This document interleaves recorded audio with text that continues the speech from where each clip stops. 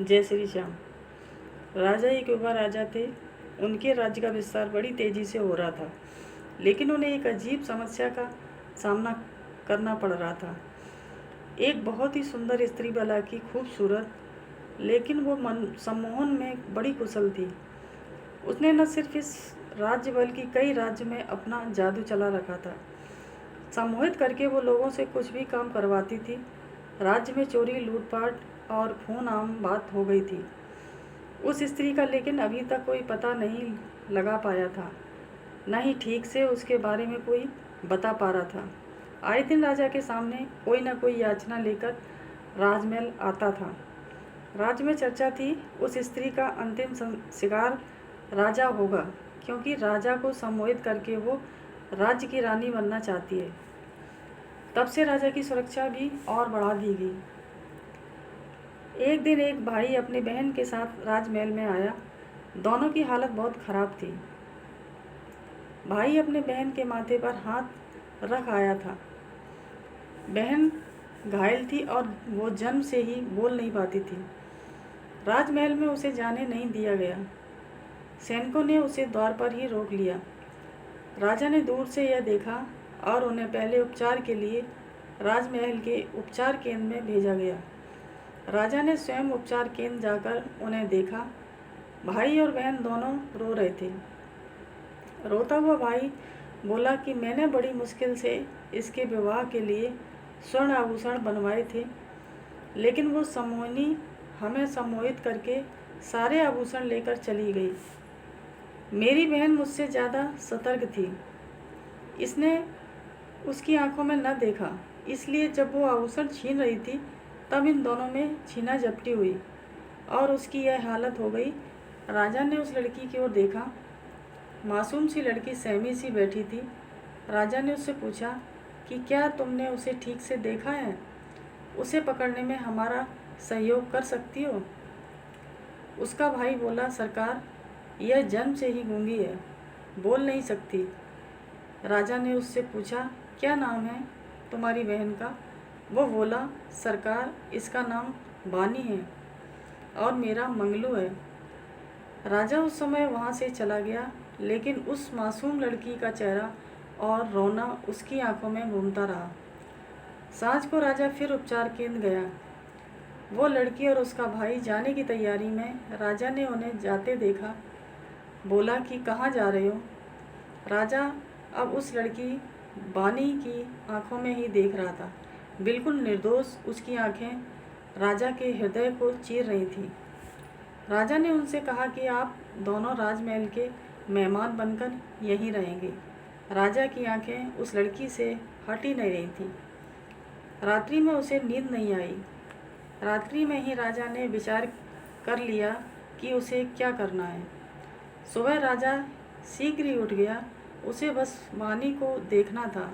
वो उसके कक्ष में गया। बानी ने राजा को देख पहले खुद को संभाला। राजा बानी के पास आया, कहा कि तुम मेरी रानी बनोगी? क्या है तुम में जो मुझे सोने नहीं दे रहा?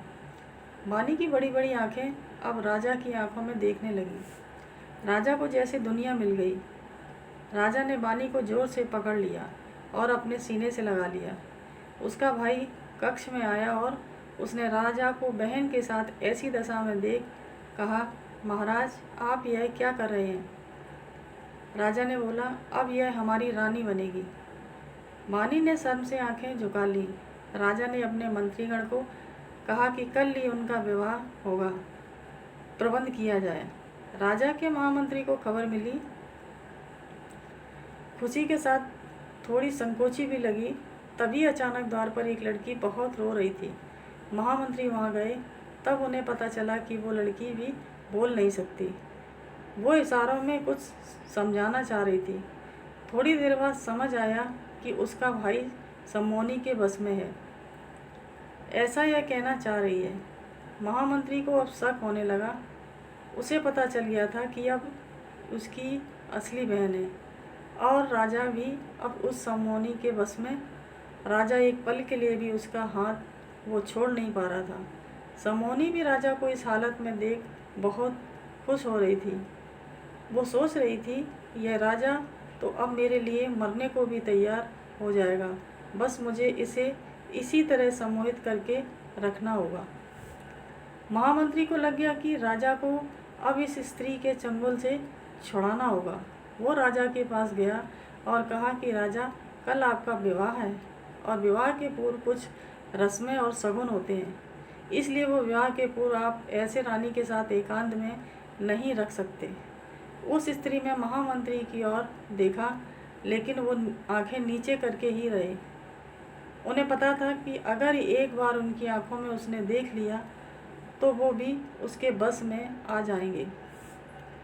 राजा नहीं माना। फिर महामंत्री ने कहा कि यह सब मैं आगे आपके विवाह के सफल होने के लिए ही और फिर एक रात्रि के बाद है, उसके बाद पूरा जीवन पड़ा है। राजा मान गया, जाने को तैयार हो गया। सम्मोहनी की व्यवस्था थी कि वो कुछ बोल नहीं सकती थी, इसलिए कुछ बोल नहीं पाई और राजा वहाँ से चला गया। महामंत्री राजा को उनके कक्ष में ले गए। उन्हें पता था कि राजा को सच बताने से कोई फ़ायदा नहीं, क्योंकि राजा उनकी बात नहीं मानेगा। उन्हें किसी तरह से सम्मोहिनी के मुंह से कुछ बुलवाना पड़ेगा। इसलिए उन्होंने कहा कि राजा, अब से मंडप तक रानी आपको देख नहीं सकती, नहीं तो बड़ा अनर्थ होगा। इसलिए मैंने निर्णय लिया है कि हमें रानी की आंखों में काला कपड़ा बांधना होगा। राजा की हालत एक पागल से कम नहीं रह गई थी। उसने कहा, आपको जो सही लगता है करें, लेकिन कल मेरा विवाह कराएं और अधिक विलंब नहीं करें। महामंत्री ने कुछ महिलाओं को उस सम्मोहनी के कक्ष में भेजा, जिन्होंने उसकी आंखें काले कपड़े से बंद कर दी थी। साथ ही 2 स्त्रियां वहां रहीं ताकि वो खोल नहीं सके। सम्मोहनी विवश थी कि क्योंकि वो बोल नहीं सकती थी, वरना उसका वेद खुल जाता, इसलिए वो चुप रही। अगले दिन मंडप सजाया गया था। राजा आतुरता से वहाँ उसकी राह देख रहा था। दुल्हन को लाया गया। आंखों पर काला कपड़ा था। फिर मंडप पहुँचने पर कपड़ा हटाया गया। जैसे ही कपड़ा हटा, सम्मोहनी को कुछ दिखाई नहीं दिया, जिस कारण उसे पीड़ा और क्रोध आने लगा, क्योंकि उसकी शक्ति तो आंखों में ही थी।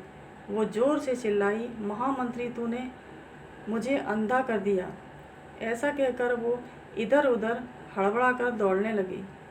तूने मुझे अंधा कर दिया। सारा मंडप बिखर गया। राजा भी उसकी वाणी सुनकर जैसे नींद से जाग गया हो। उसका सम्मोहन टूट गया। राजा ने कहा, तो अच्छा तो तुम हो, वो हमें भी धोखा दे रही थी। सम्मोहनी को फिर पहरेदारों ने पकड़ा और कारागृह में डाल दिया। राजा ने महामंत्री से पूछा कि आपने यह कैसे किया। महामंत्री ने, उसकी शक्ति उसकी आंखों में थी। मैंने कुछ समय के लिए उसे एक पदार्थ से अंधा किया और उसकी असलियत सामने आ गई। राजा ने उन दोनों भाई बहनों को धन्यवाद के साथ विदा किया और महामंत्री को भी उन्हें और राज्य को बचाने के लिए धन्यवाद दिया। जय हिंद।